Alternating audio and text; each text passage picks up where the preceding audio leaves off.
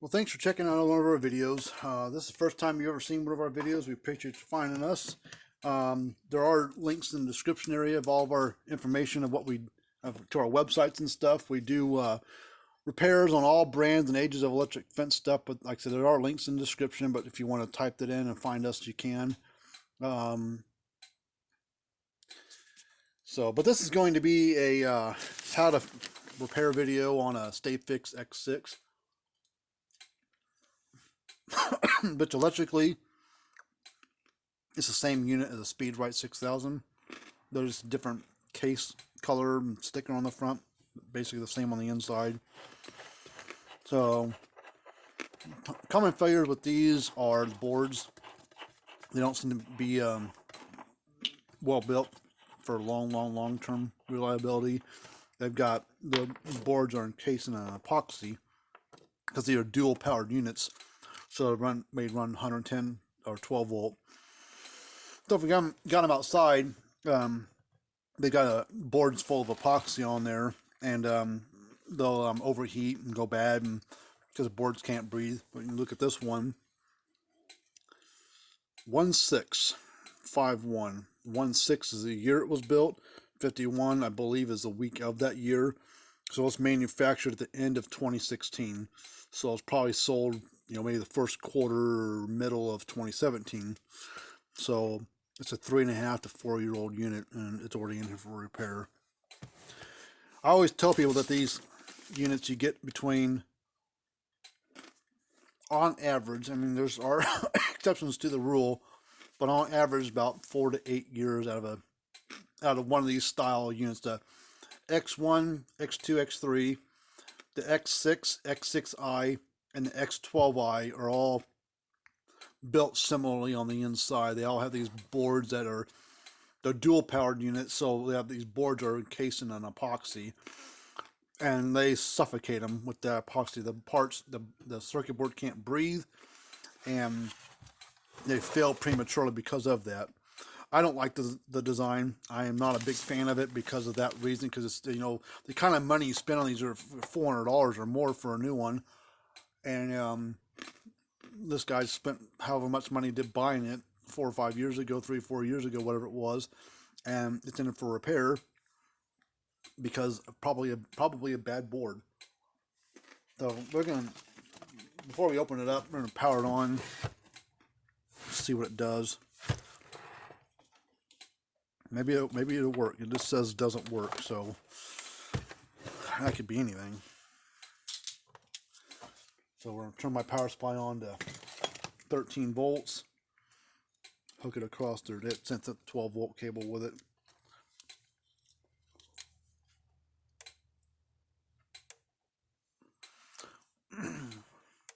Well, it's clicking, but it's not going all. Oh, there it goes.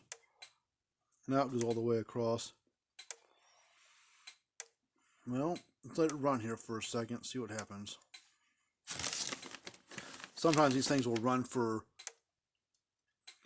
a little while, and then they'll up and quit on you, slowly get worse and worse, and then eventually die, or barely pulse at all.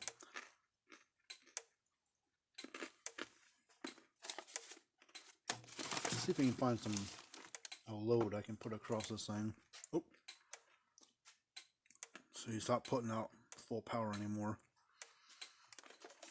And it's set to full power, so it is working, surprisingly.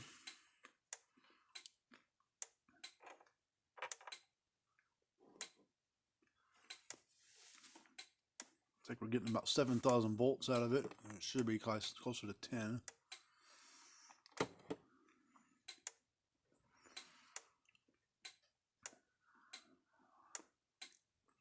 I imagine if I had a load on it, let it run for a couple of days or so, or maybe less than that, it might eventually act up worse than what it is.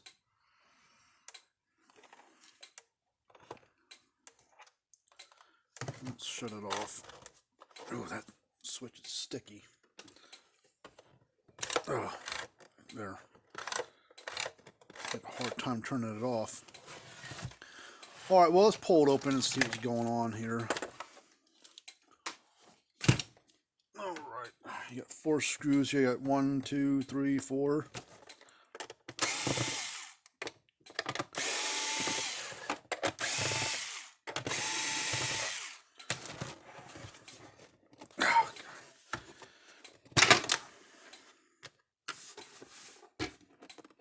Someone's been in this thing before. See, it's all scarred up here.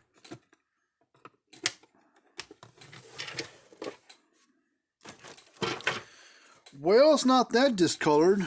Not yet, anyways. You can start to see some discoloration there. So that usually you open them up and these things are just black inside. Take the switch part off. See, it's just a magnetic pickup right there, a little magnet. It's a pretty strong magnet.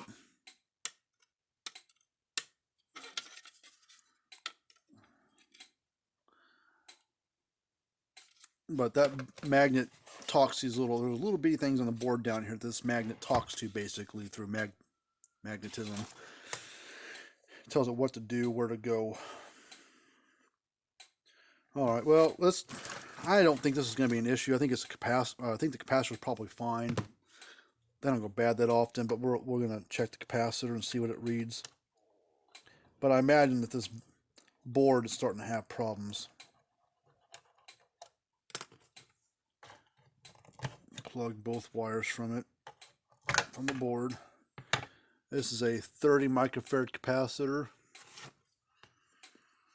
So, where's my meter at? Check the capacitor and see what it reads. It's also a pulse grade capacitor, not an electrolytic or whatever. See, pulse grade capacitor. 1000 volt DC, what it's rated up to. So, to test the capacitor, look at your meter. This is a Fluke 115 is what we use.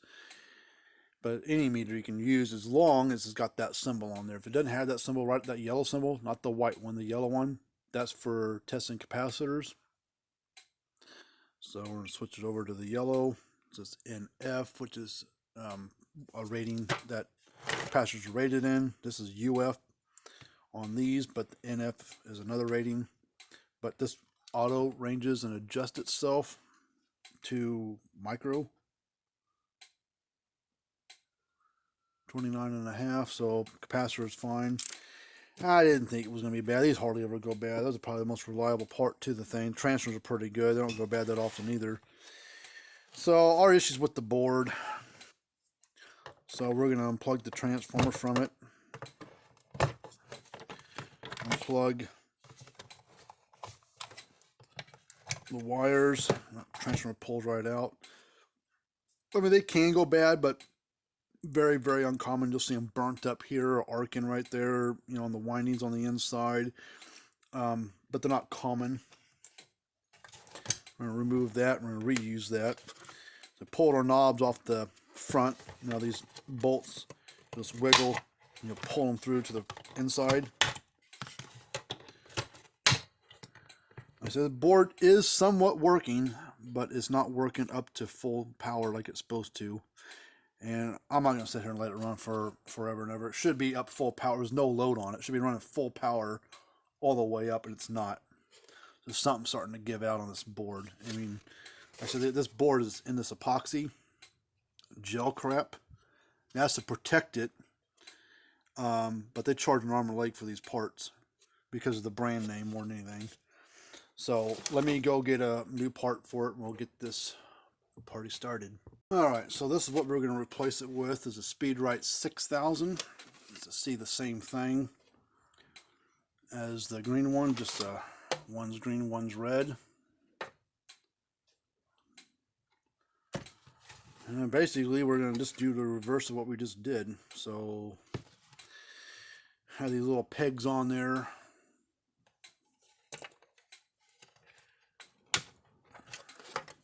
Make sure they point the correct direction so the transformer can plug into it.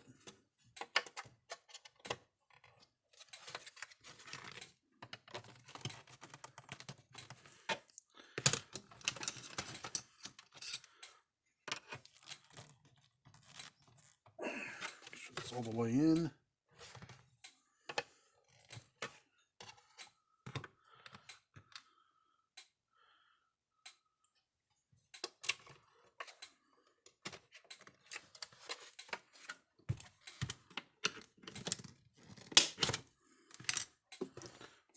put our knobs back on there. Actually, I'm gonna leave them off because I'm gonna want to test this thing as well. Put our lightning rod thing back in here. There's little notches that it sets down in. Alright, take the transformer, set it down its little home right here. You got these wires that plug onto those little posts here on the side of your terminal bolts.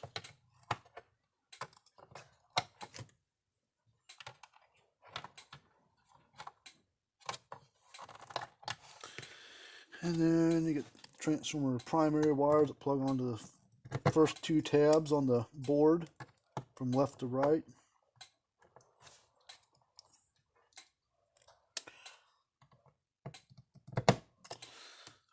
Come on, get back on there. Alright, you got the capacitor, sits in there. Now these wires don't matter. Neither do the input wire of the transfer don't matter which ones which two they go to on the ones that they do belong on. See, on the capacitor you could reverse those wires and thing would still work the same. Alright, so now we got to put this on next. Make sure it's all the way on there. Then you can put this on. You can't put that on afterwards because it has to slip up behind here. This little edge does on both sides, and if you don't put this on first, then try to put that on, it doesn't go on right. It binds up and stuff, so you have to put the switch cover on first. Come on, hold on. Come on. Am I binding up on here?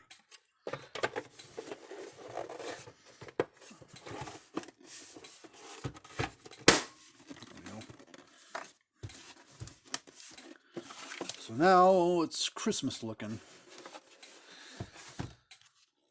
Okay, let's turn it off. Let me plug in the battery cable to it. Put the power supply on, put the switch on.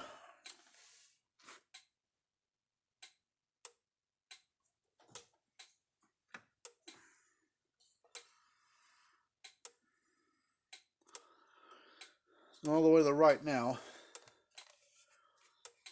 So let's. A lot higher voltage too. It's going all the way up to 10,000 volts.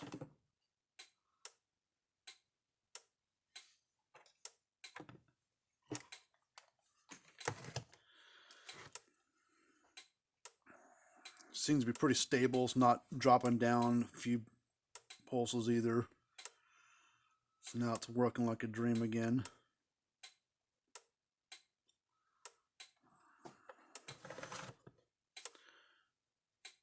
So basically we're done. That's all there is to it. So, but anyways, if you've got one of these things and want me to take a look at it for you, I can. We do stock parts for them, and if we don't have it, we can order the part for you. So if you want to order the part through us, you can. We do put 1.5 year warranties on the repairs that we do, and if you order a part from us, you get the same 1.5 year warranty on that part as well. So a brand new one is like $400, and I think as of like spring of 2020 or summer of 2020, they came out with a 3-year warranty on their new Stafix stuff, which before they had a 2-year warranty. But you save some money by fixing it and get a 1.5 year warranty. I mean, they usually don't fail within 3 years. I mean, that's pretty rare. I mean, unless lightning hits the fence, maybe or whatever, hits the AC adapter side, maybe it could burn it up. I mean, I've seen that happen, but typically these things will run between 4 and 8 years, maybe 10 if you're lucky on at least the ones that have the potted circuit board things and the potted epoxy stuff like this crap is. But well, that's my 2 cents on it. But it's all working fine now. We're gonna call the customer up, give them a quote. I'm sure they'll fix it, and then we'll get this back to them, and they'll be in working order. So if you got one of these things, hit us up. Our information is down below, or back up to the beginning of the video and watch for that little my business card to pop up there. You can type us up that way and look us up or call me up. But until next time, we'll see you guys later and have a good day.